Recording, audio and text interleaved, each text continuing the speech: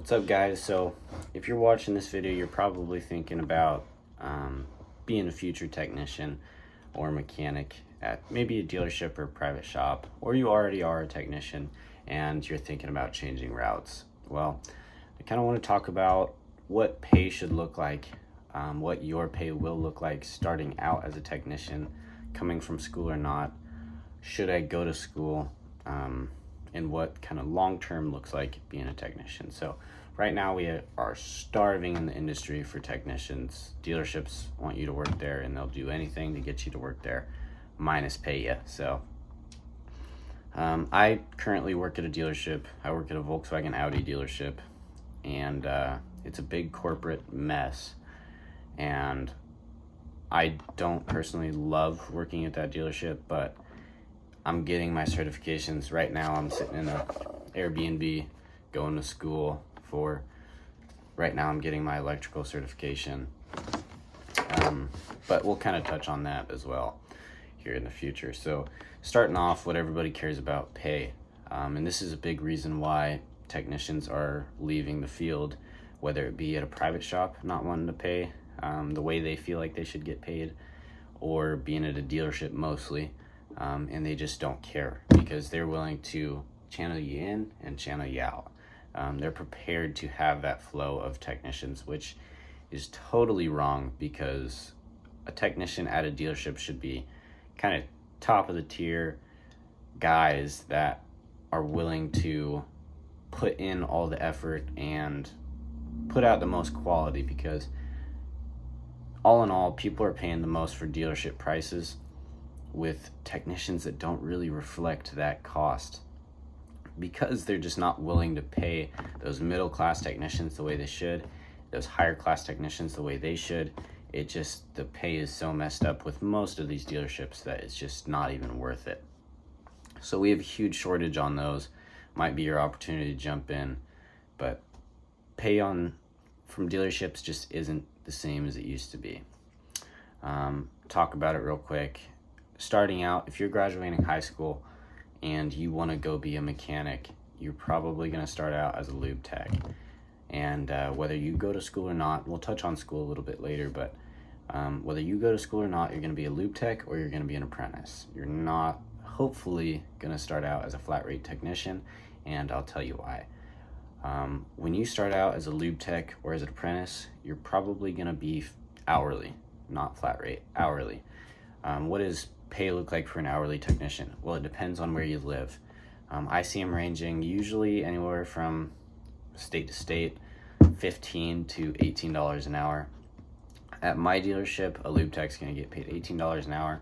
I live in Washington State. Wherever you live, Idaho doesn't pay nearly as good as Washington State does. It just depends and fluctuates on where you live. Is it worth it going flat rate? Yes and no. For a technician that can move through the cars and they have an understanding of the car and the electrical system in the car, and they can get that car fixed within a timely matter, flat rate is totally worth it. So let me kind of explain. Flat rate is paying you directly from what you do in a day or in a week or in a month. So let's break it down to a day. We have an 8-hour work day, and in that 8-hour work day, we get one single job, which realistically you're going to get way more than one job, and you're going to have unlimited work depending on your dealership.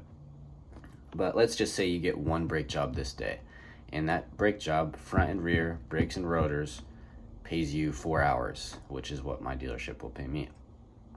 I can knock that brake job out in a half hour, and brakes pay awesome.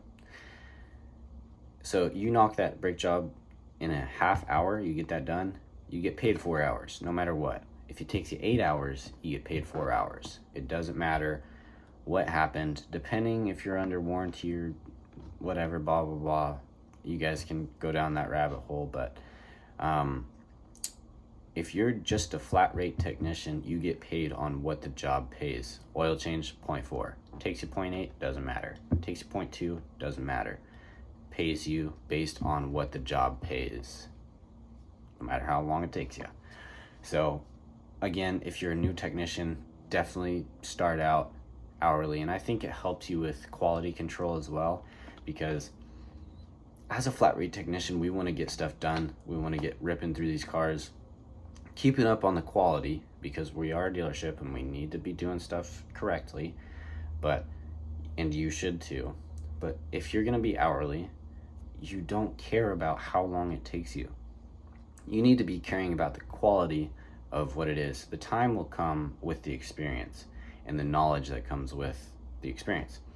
But getting stuff done correctly is so much more important than doing it fast. Because if that car comes back, you're doing it for free because you messed it up, you fix it, right? What does a normal check look like? Stupid question. It's a question with 1,000 answers. A check for an experienced technician can be $10,000 a month, $5,000 a check, or even more for shop foremen and stuff that have 10 years experience in the field.